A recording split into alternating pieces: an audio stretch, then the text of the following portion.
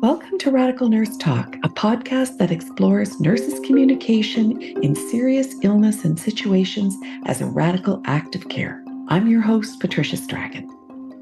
If you're a nurse, have you ever wondered about how to talk with a patient or family member? Ever wished that you had said something different or that some families were easier to talk to? If you're a patient or their family member and in a serious situation, you know that what a nurse says and how they say it can change your life. In other words, it can be radical. You can feel understood, overwhelmed, concerned, frightened, or frustrated, and more. Actually, a lot of people used to ask, how did I get interested in hospice and palliative care communication as an entry point? That's where the action is. That's where the most labors are in terms of the communicative work in the hospital and outpatient and just clinical environments in general. Nurses are exposed, if you will, to any of the challenges that patients or family are feeling, and they develop the closest relationships with patients and families. You know, we don't sit around the table and talk about death and dying often, right? Or tragedy and serious illness. But there should be moments when we do think about these things because, as you and I both know, life can turn on a dime.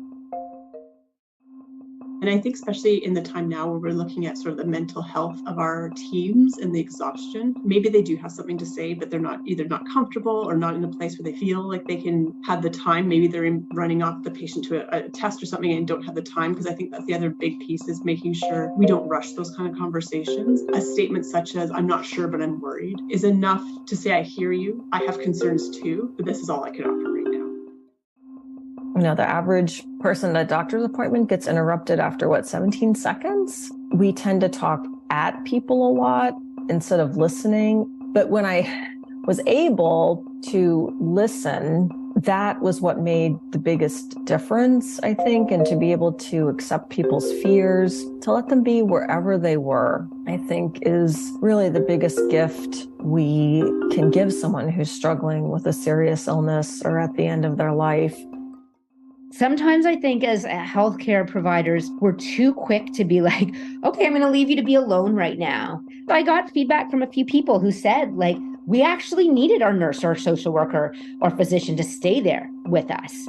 My mom died and then everybody retreated. And so I really came to a place in my practice of asking people, would you like me to stay with you right now? Would you like to have some time alone? And not making assumptions.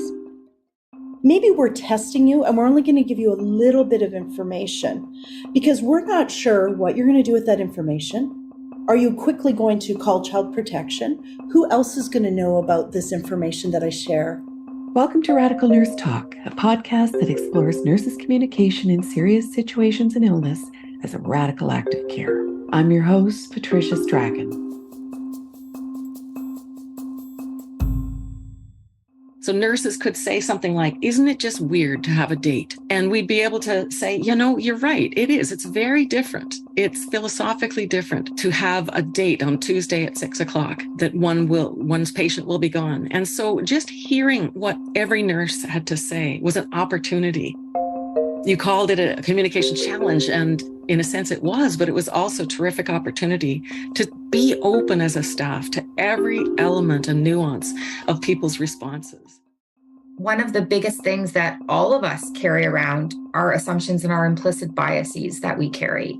Whether we know they're there or we don't know they're there is something, as nurses, I think we need to be reflective of this. I'm going to bring back that reflective practice that we should all be doing as nurses.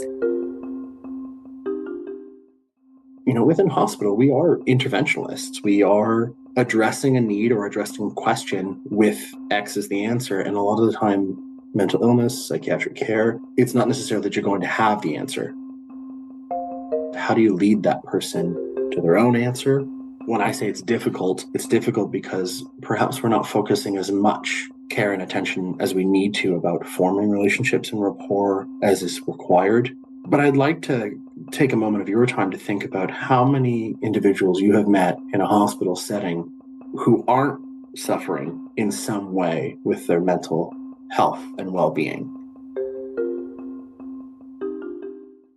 Approaching the fact that life is that we're mortal, to me, is such an exciting conversation to have for all of us. It's, of course, one that we need to enter gently, but to me, it's such a rich and rewarding conversation.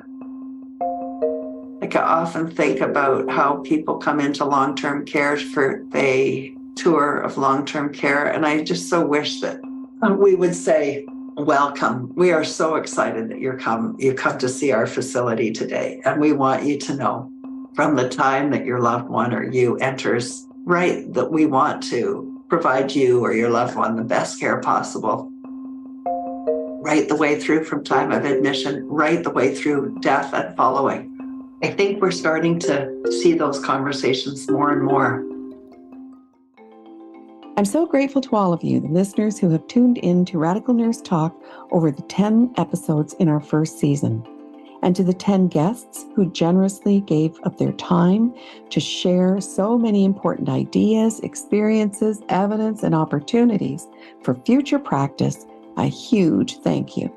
Please continue to share and listen to this series as you await season 2, which will be launched later in January 2024. And if you have ideas about a topic or a guest, we'd love to hear from you. Send a note to radicalnursetalk@gmail.com or a note from any of the social platforms on which we connect. The producer-editor of this podcast is Jeremy Ramos-Foley, social media by Amy Strachan. And if you'd like to support the show, please rate, review, and subscribe.